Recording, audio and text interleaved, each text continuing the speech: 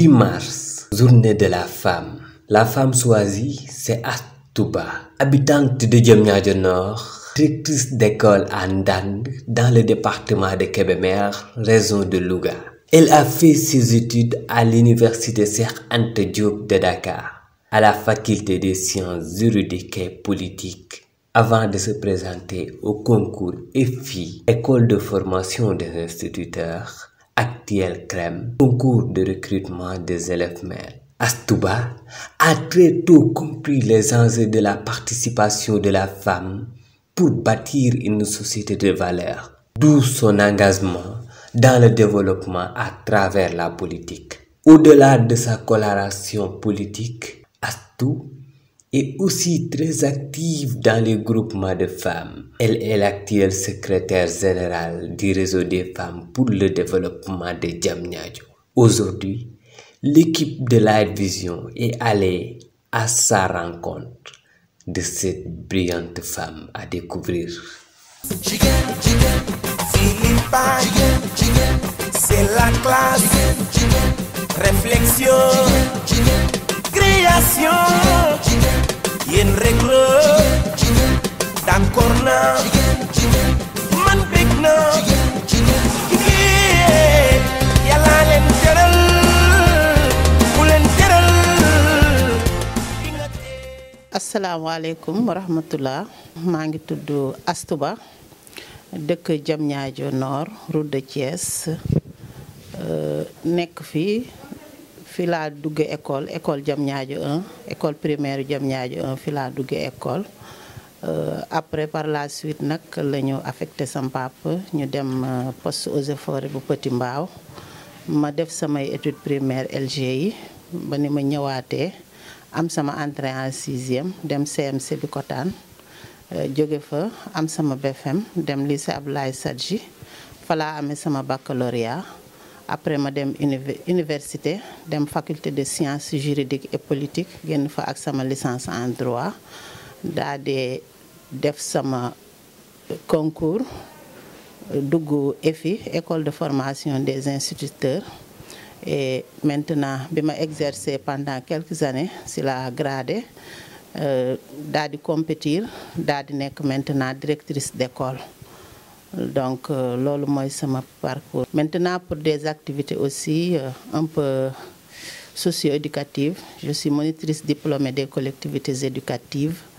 Amna sama diplôme de monitrice. Demna aussi dans des camps de vacances, dans des activités de vacances.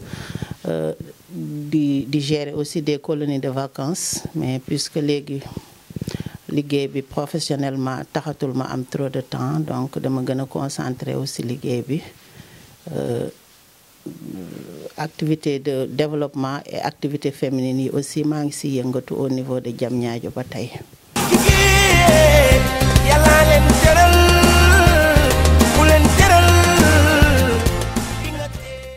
Bon wàllu enseignement moom li ma si motivé ba ma dugg si mën naa wax ne dama ñëwuma si par hasard mais ñëwuma si aussi par calcul parce que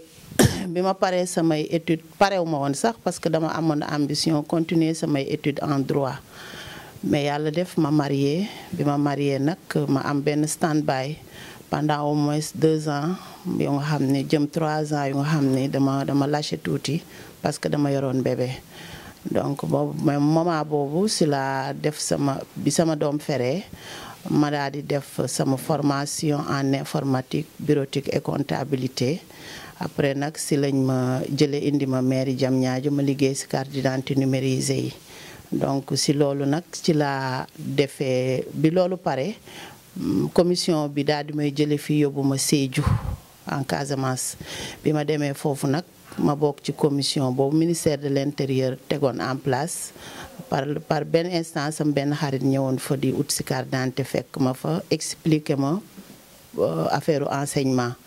bi ma ko expliquer ma ne ko man de vraiment comme que instant yi nii xam naa samay études universitaires dama ko bëgg reprendre mu ne ma mën nga jaare par enseignement nga dugg ci yeneen carrière professionnelle ma ne ko nan lay demee après mu expliquer ma ko mu ne ma d'ailleurs sax concours bi ubbi na mën nga ko commencer def ma ne ko man de maa ngi Casamance te dafa sori mu ne ma jox ma say carte d'identité ak yooyu ma utal la bi ma wutalee bi mu des lu dul jël empreinte ma demandé autorisation préfet mu bàyyi ma ñëw commissariat central daal di jël samay empreinte wut samay kayit yàlla def ma déposé bi ma déposé ma admise après ñu yóbbu ma formation ma génn si laa commencé enseigner.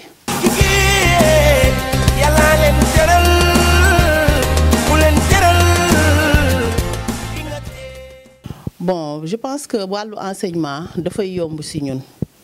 dans la mesure où enseignante moom d'abord yaay la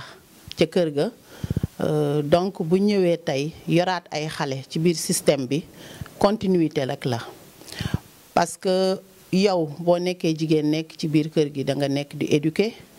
donc bu ñu la joxaatee continuité boobu yóbbu la ci benn structure professionnelle ne la demal nga éduquer ji je pense que continuité kese la ba tax na yow xale yi nga xam ne da nga leen di yor ci biir système bi da ngay jàpp ni d'abord ñii da ngay am si ñoom benn amour maternel doog a jël xam-xam pour def ko ci seen bopp. man moo tax ma ne jigéen buy jàngale école moo gën a nekk à l'aise que góor buy jàngale école parce que xale yi pipi yi ni nga leen di xoole rek mooy bëtu sama doom laa jàkkaar lool di ko éduquer di ko enseigner di def si moom xam-xam di ko forger di ko former pour ëllëg mu doon ki mu doon tabax xale yomb na yombul mais yomb na parce que xale da nga ko éducation daf lay sant pour nga jële xale bi ci benn état initial yóbbu ko ci benn état volu maanaam da nga ko fekk ci benn étape boo xam ne initialement bi muy ñëw ci yow étape bii la ñëwee mais yow da nga ko yóbbu ci étape bi nga bëgg mu doon te étape bi nga bëgg mu doon mooy processus bi foofu mooy éducation bi foofu mooy formation bi voilà.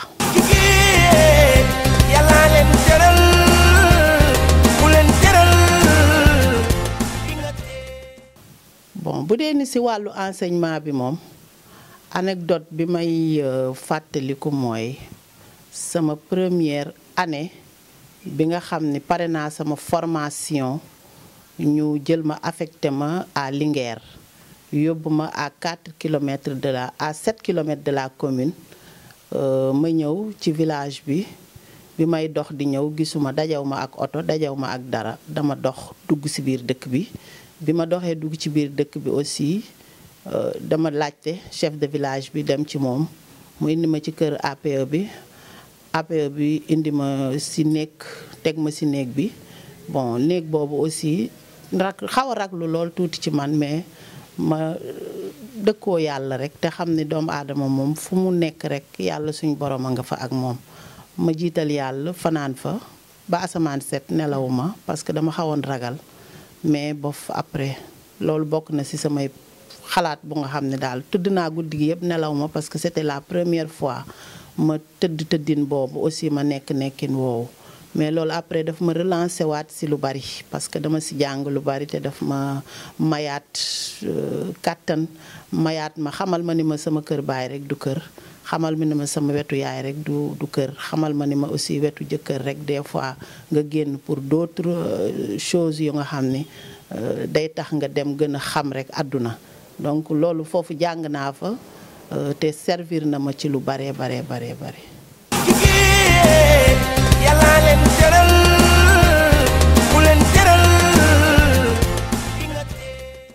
Bon, je pense qu'à l'entame de mes propos waxoon naa ni man je me suis inscrite à la faculté de sciences juridiques et politiques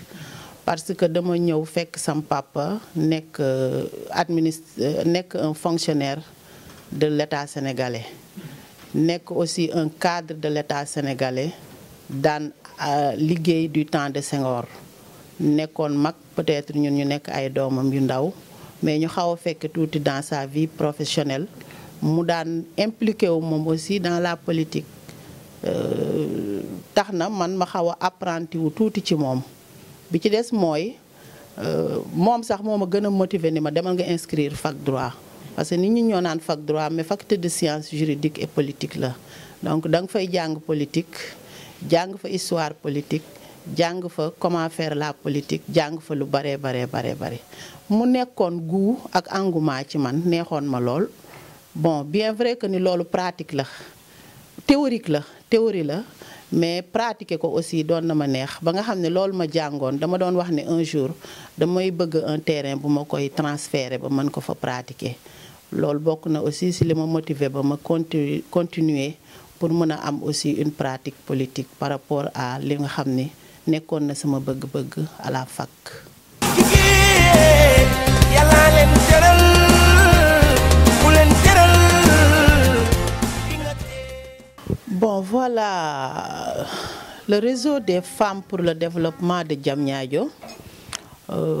Après, au lendemain du point de presse, bi nga xam ne waa ànd nawle soxali suñu gox moom lañ defoon pour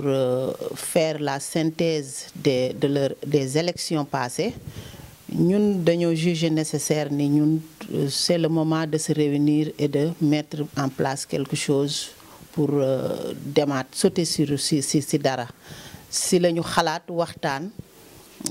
daal di créer bala ñoo jóg foofu rek si la ñu créer waxtaan ni dañoo bëgg ubbi benn groupe WhatsApp boo xam ni ñun dañ siy daje di waxtaane suñu bopp di waxtaan suñu biir parce que ànd bi warul comme que xamante nañ ba pare waruñoo tasaaroo dem. Si la ñu daje ma ubbi groupe WhatsApp bi ñu daal di commencé di si waxtaan daal di créer immédiatement DNVF. Si lañ créé DNVF le 1er février 2022 dañu créé DNVF ñu ngi ko tuddee woon DNV section femme léegi nag bi ñu demee ba si yàgg. ñu daal di ne ñun suñu taxawee rek daal ne DNV la ñuy def am na si ñoo xam ne dinañ bëgg ñëw si développement te su boobaa dañuy daal di xaw a tënku kon ñun nañu summi mbubu politique bi ñu yor ñu sol mbubu développement si la ñu daal di jël dindi turu DNV boobu tuddee ko RFDD maanaam réseau des femmes pour le développement de Diamniadio su ko defee bu boobaa dañuy yaatal ubbi bunt yi pour képp ku nga xam te ne si bëgg nga ñëw dugg rek nga ñëw dugg. Donc damay waxaale ni RFDD amul coloration politique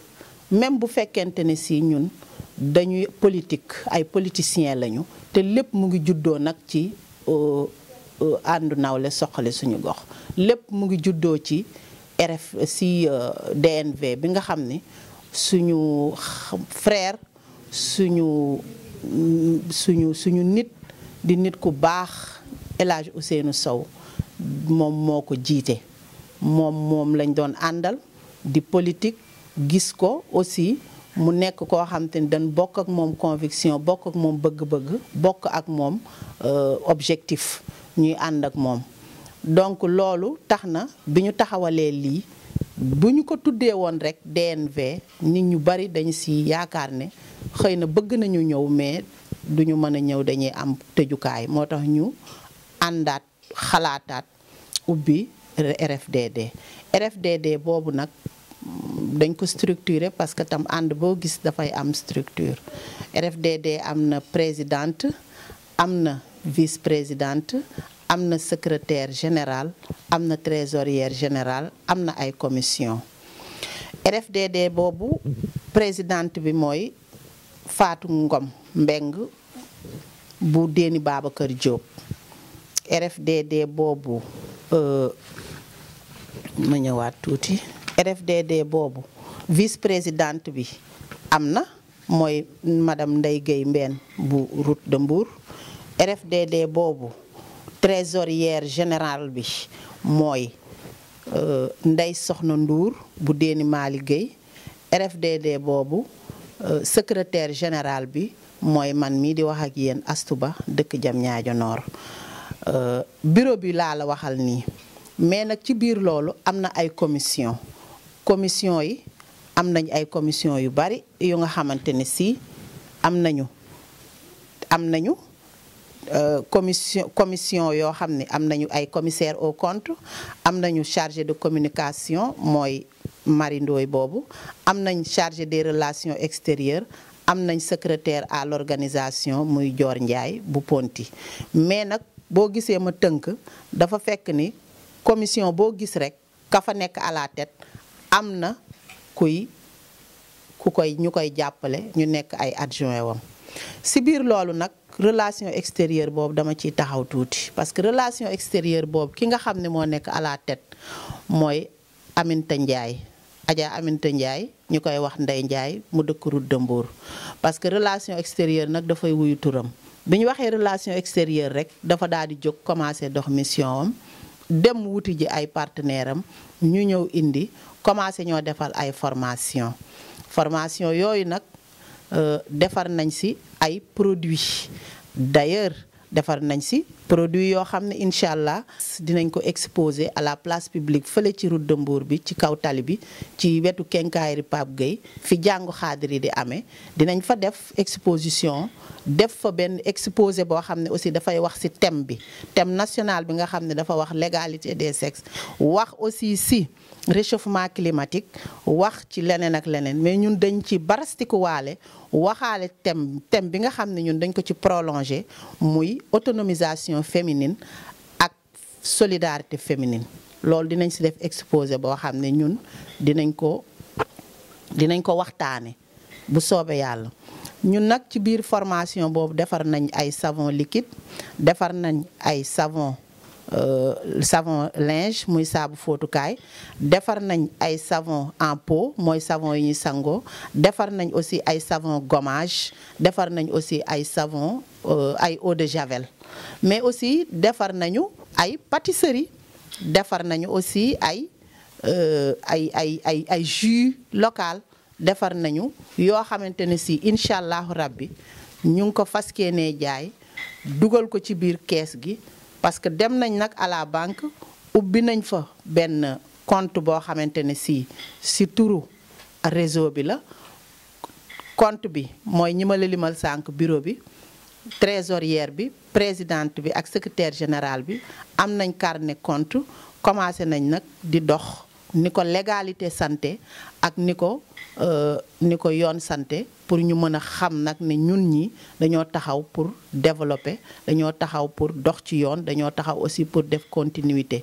fi mu nekk nii politique bi moment la woon politique bi moment politique bi jàll na ñu ngi toll nag ci moment de développement te loolu yëpp nag suñu nit ku baax ki Ousseynou Sow mu ngi ñu ciy jàppale di dindi xaalisam ak dooleem ku mel ni Abdou Aziz Mbeng ku mel ni Aliou Faye bu Dugar ak ñeneen ak ñeneen ba tax na quartier bu nekk dans les 22 quartiers de Diamniadio quartier bu nekk am nañ fa ay répondantes ñëwuñu rek nga xam ne danga ñuy soxla du ñu woo téléphone déedéet dañu wut dans chaque quartier une répondante boo xam tey bu ñuy waxal moom la ñuy waxal moom mooy ñëw ut seet quels sont les problèmes yi nga xam ne jigéen ñi foofu ñu ngi koy jànkonteel mu recensé ko indi ko au niveau central ñun jigéen ñi ñu jëm si wut ay solution ñun daal c'est pour tout dire que ni wax dëgg yàlla dañu wax ne moment de politique romb na parce que nag à chaque chose son temps fi mu nekk nii action et développement la ñu toll ñu ngi jéem a def suñu action et développement di sant nag bu baax jigéeni Diamniadio yépp di sant nag bu baax képp koo nga xam ne jigéen la tey yeewoo ci Diamniadio ndaxte ñun ñi ñëpp ñoo bokk bëgg-bëgg ñun ñi ñëpp ñoo bokk objectif ñun ñi ñëpp ñoo bokk fu ñu jëm ñun ñi ñëpp dañ dëkk ci dëkk bi te defar dëkk bi rekk tax ñoo jóg dañ fi dëkk te gis ni benn objectif rekk moo ñu tax a jóg mooy réussir taaral suñu dëkk defar ko ba nga xamante ne ci day nekk à l'image d'autres zones ak d'autres dëkk yu nga xam ne ci ku leen gis rekk xam ne vraiment fii c'est bon à vivre te nag développer dëkk te bëggoo te doo ci boole ay jigéen loolu defe naa ne ku ko réussir ma xam ne gaynde nga képp kuy développer ab dëkk yaakaar naa ne fokk nga boole ci jigéen ñi soo bëggee sa dëkk développer donc ñoom ñu ngi leen di wax ne nañu gën a xëcc jigéen ñi nañu gën a woo jigéen ñi seen biir nañ gën a jàppale jigéen ñi parce que jigéen ku ko jàppale rek incha allah fa nga jëm daa fa yegg. jigéen yàlla leen teral ku leen teral. loolu moom benn xalaat bu yàgg la boo xam ne dafa ànd ak société bi moo xam société bi au cadre religieux la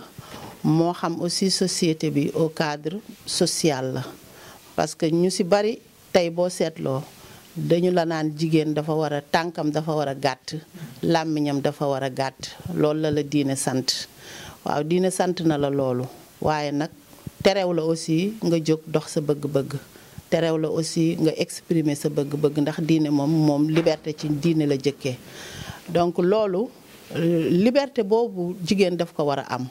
waxuñu jigéen pour mu am liberté wu dem di def ji safaan wala mu dem di doxi ji lu négatif mais jigéen dafa war a am liberté d'opinion jigéen dafa war a am liberté d'expression jigéen aussi dafa war a am liberté de penser donc ñun les temps sont révolus temps yu nga xam ne nii nit ñi dañ daan toog rek naan jigéen cay toog ci kër gi day def lii day def laa jigéen mën na boole et travail professionnel et éducation de ses enfants mën na boole aussi outil ji autonomie financière am lépp nag ci kaw harmonie rek la koy teg donc ñooñu nga xam ne ñoom ñi ngi xalaat ne place jigéen ci kër gi la je pense que bu ñu leen expliquer ba mu leer wala ñu jox leen ay preuves yu wane ni jigéen war na mën a concilier travail professionnel et vie familiale je pense que bu ñu leen ko prouver ba ñu gis ko rek dinañ leen mën a convaincre. jigéen yàlla leen teral ku leen teral. Bon, à l'endroit de la jeunesse, d'abord, man, je leur dis que ni la jeunesse est éphémère. Jeunesse benn moment la, jeunesse benn temps la, jeunesse yàggul. Jeunesse temps la boo xamante ne si am na lu ñu naan il faut que jeunesse se passe. Il faut que jeunesse se passe bien sûr mais kattan bi nga am bi nga nekkee xale xel mi la yàlla jox. ak maturité peut-être bu wayul bi parce que maturité bi foofu dafay des tuuti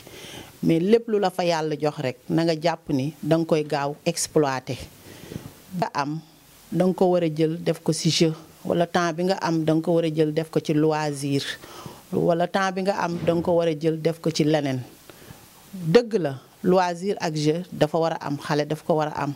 mais surtout nga xalaat sa avenir parce que sa avenir moom moo lay mën a tey aider ba bu ëllëgee nga mën a taxaw ci biir société bi représenter fi dara doon fi ki nga doon. donc jeunes yi li ma leen di gën a ñaax mooy nañu surtout am respect pour les autres respect pour les pères PAIRES waxuma père papa mais père pour kenn ki nga xam te ne si sa nawle la jox ko cër respecter ko. respecter sa ay waajur ndax amoo ku dul ñoom ensuite respecter aussi sa bopp te respecter sa bopp nag mooy nawloo sa bopp xam sa bopp am sa dignité nekk xale terew la nekk ndaw terew la nekk nit nekk ndaw aussi terewul nga nekk responsable boo xoolee dans les autres sociétés françaises les Louis XIV et les choses ils sont devenus rois à l'âge de 14 ans donc bu fekkee ni nit ki gëm na boppam rek nekk xale du tere nga nekk sa kilifa bopp maanaam kilifa gi mooy incarnel intérieurement amal dignité amal personnalité amal fulla amal fayda ba fépp foo teg sa tànk ci biir société bi ci biir nit ñi nga dëkkal koo ci waxal ku lay tontu ak loo fay décider nañu xam ni nit wax na kilifa wax na te loolu apprentissage bi dès le bas âge la boo nekkee ci âge adolescence rek yow war nga mën a tey wane profil bu tax ñu naan kii de bu ëllëgee dina doon un grand quelqu'un loolu nag à l'âge de au petit âge nga koy commencer incarner mais bu fekkee da nga bëgg aussi jël sa ndaw yaakaar ne ëllëg je serai un grand je ne sais pas quelqu'un d'autre peut-être yow loolu nga bëgg mais leneen na ngi fi te fexeel ba leneen loolu doon lu baax. jigéen Philippa jigéen c'est la classe réflexion création